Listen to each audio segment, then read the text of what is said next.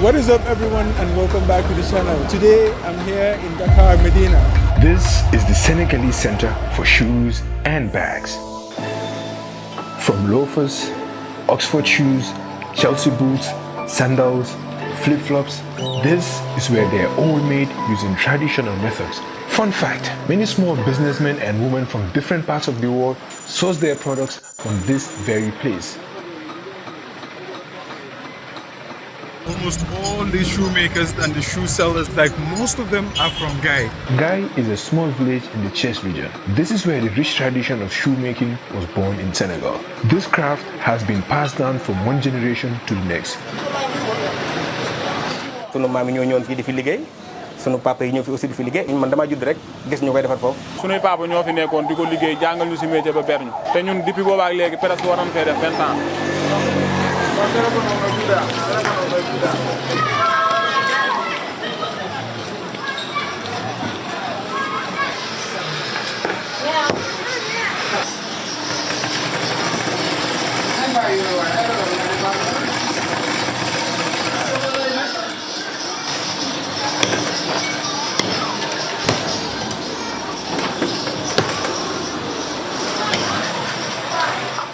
suñu liggéey bi nag yombul balaa nga koy mën il faut nga tarbi ko ay at te ñun ñii ku ci nekk suñu sonn nga ci lool doog koo mën doog ci egg benn niveau bi fii dañu ñu xaw a complexe parce que bu ñu gisee dàll bu cordonnier bi liggéey ci loxoom dañ ko fiy bàyyi dem jëndi ma ci dàll tubaab bi te tubaab bi yóbbuñu dara ci dàll ndax amul dàll bu tubaab bi man boo xamante ne mënuma ko liggéey sama loxo bi ci sama loxo laay liggéey dàll bi def ci li ci war lépp boo ko xoolee da ngay foog ne sax importé la te fekk du importé sama loxo laa liggéey dàll bi waaw sama loxo laa liggéey dàll bi yi kon ñun xaaruñu ci kenn lenn ñu ngi ci ñu ngi bay suñu waar képp ku ñëw jàppale tamit dañu ci fekk dañoo fekk ñuy bay suñu waar fekk ñu ci yoon bi mais ñun xaaruñu ci kenn lenn. métier bi métier noble la te métier caaxaan.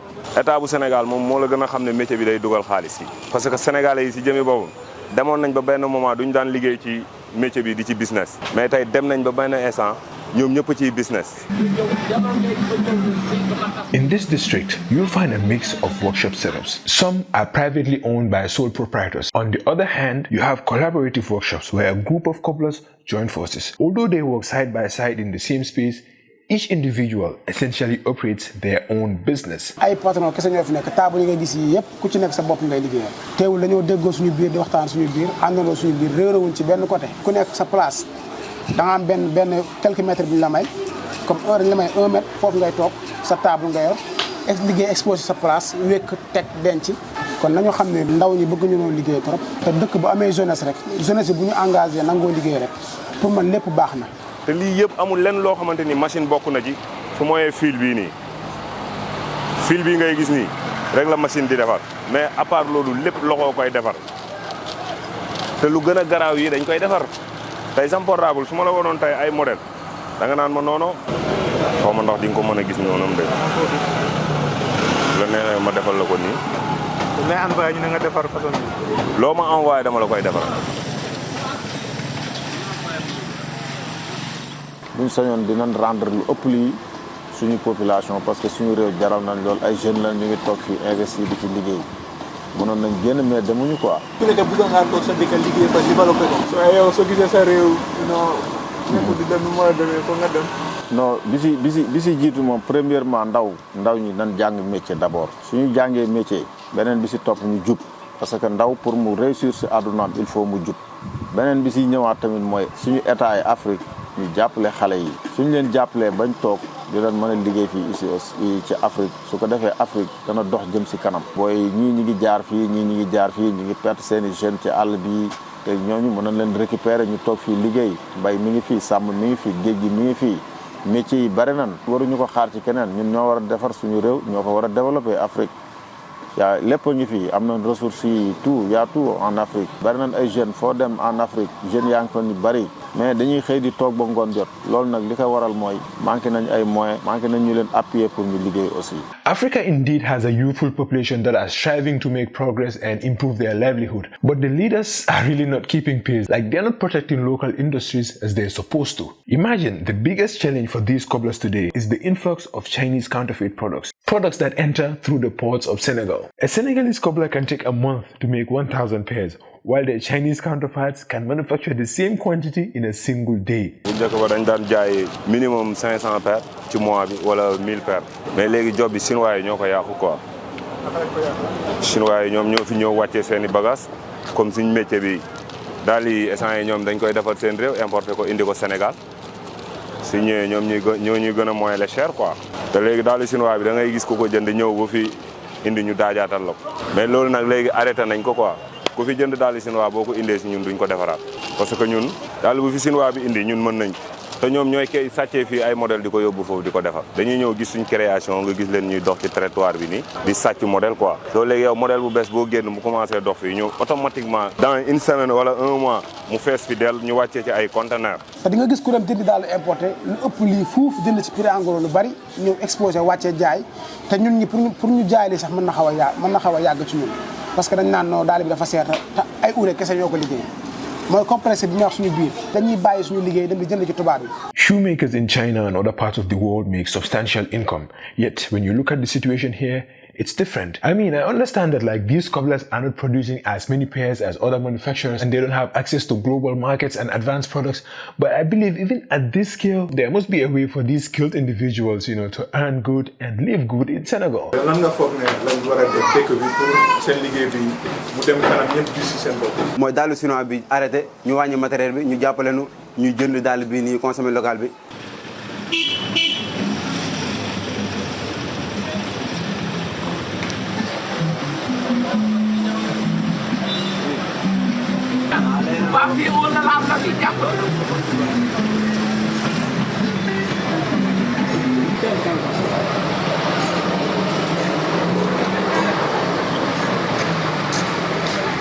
Just like the multitude of shoemaking workshops and shoe selling outlets, the leather traders are also thriving within the same industry. matière bépp boo xamante ne daal mi ngi jëm si wàllu daal ak sac ak ceinture cuir salon tout lépp dañ koy jaay daal. am na partenaire Italie am nañ fa partenaire yoo xam ne ñoo ñu dugalal ay cuir su dee yeneen matières yi nag am na yoo xam ne souvent Chine lay jóge ak Espagne. su fekkee dama jënd bagage à l'extérieur su ñëwee damay fay douane teg suma place di jaay yenn li ma jaay en gros leen li ma détaillé ko. bu fekkente ne da nga war a indi benn conteneur saabu minimum lu mu tuuti rek dañ ci def plus de 10 millions. leather yi nii xanaa mënuñ ko jëlee Afrique balaa ñu koy jëlee China Italie Spain. leather yi ngay gis nii matière première bi fii lay jógee mi ngi mel ni tey supposons ñu ngi jóge si Magal Touba boo xoolee liñ fa abattre si ay nag c'est des milliers gàmmu ñëw tabaski ñëw en même temps aussi tu vois. yooyu nag matière première yooyu la ñuy jël na yóbbu ko ñu demee ñu defar ko indi siwaat ñu ko duñ ko jaay te bari na ci lu ñu def foofu en Afrique buñ soñoon nag dinañ dem ba am yenn usines yi ak yenn tanneries yi mais nag c'est pas facile quoi parce que ça vaut beaucoup d'argent pour nga investir lu mel noonu mais nag ñu ngi ci suñ xel buñ soññ tamit luñ gën di dem rek ñuy gën di am satisfaction bay mën di jàppale suñu réew aussi quoi. At the time of making this video, I was telling the guys how we should process these animal skins here in Africa instead of export. It's after a month now and I no longer hold that view. I believe in this world, we should trade and benefit each other. But my problem with the whole thing is that Africans usually don't profit from the resources sourced from the continent. I think maybe it's because of the corruption or we don't know the value of what we export. I get it, when you add value to a product like turning cattle hide into premium leather, it becomes more expensive. But it shouldn't mean that the processors make billions while the source gets peanuts. Both parties should benefit significantly, and if that can't happen, then AU. Since every African country is part of it and they are always attending meetings and discussing things, they can say, okay, South Africa, we know you export a lot of cattle hide from Africa. Now what we'll do is, all other African countries will export their animal skins to you, process and supply any African nation that needs leather to produce shoes and bags at affordable prices. Problem solved. Now I know it sounds really easy to say these things when you're not in a place of authority or you're not in this government or anything, but I believe it shouldn't be that hard too. One thing that I really love about the Senegalese people is how much they love their country.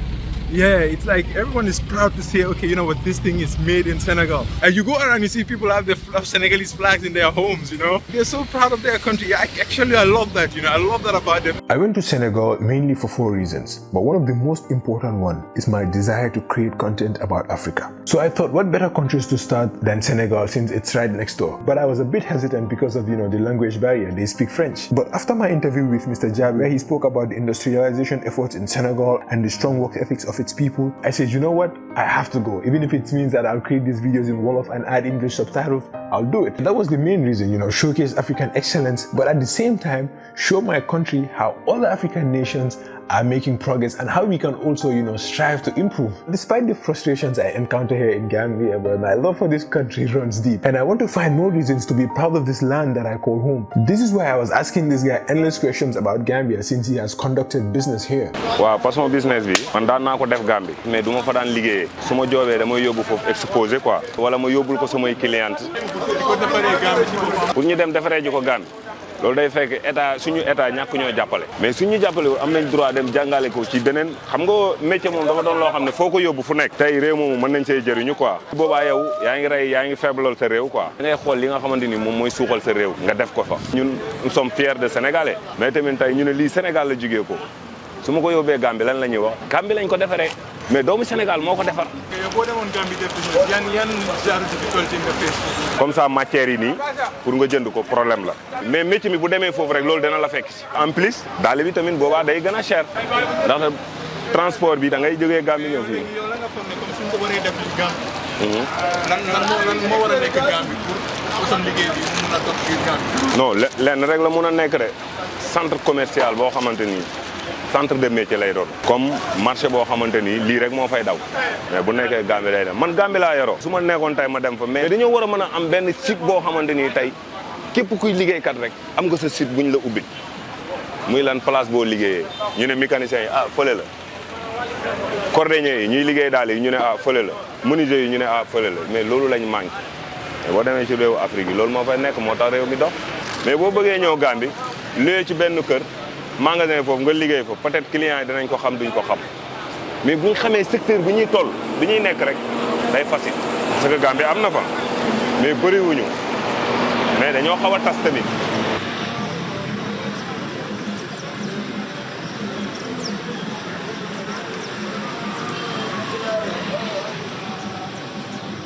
Despite Chinese counterfeit shoes saturating the Senegalese markets, these dedicated cobblers have found a way to sustain their craft. Parce que yii ngay gis nii ba ci suuf sax congolais bi moo ko moom 1000 paires la commandé mais instant yi 600 paires yi ñoo paree gum quoi yii paire 2000 lay jar moom bu demee da koy jaayaat su commande bi jàllee beneen day ñëw quoi parce que man client étranger rek laa gën a bëri le quoi.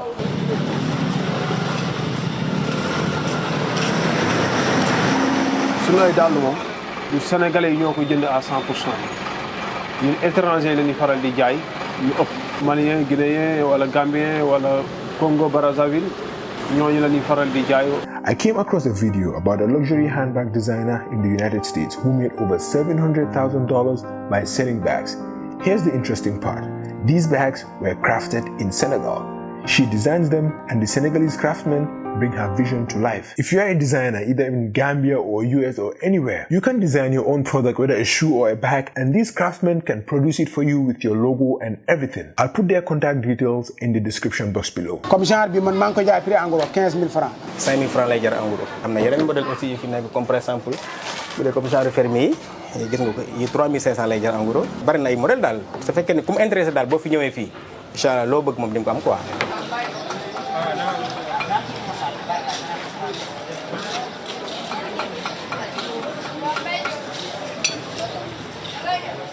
That's it. Now what I want you to do is to please share this story with anyone that can benefit from it, and also subscribe to the channel, and I'll see you on the next one. Peace.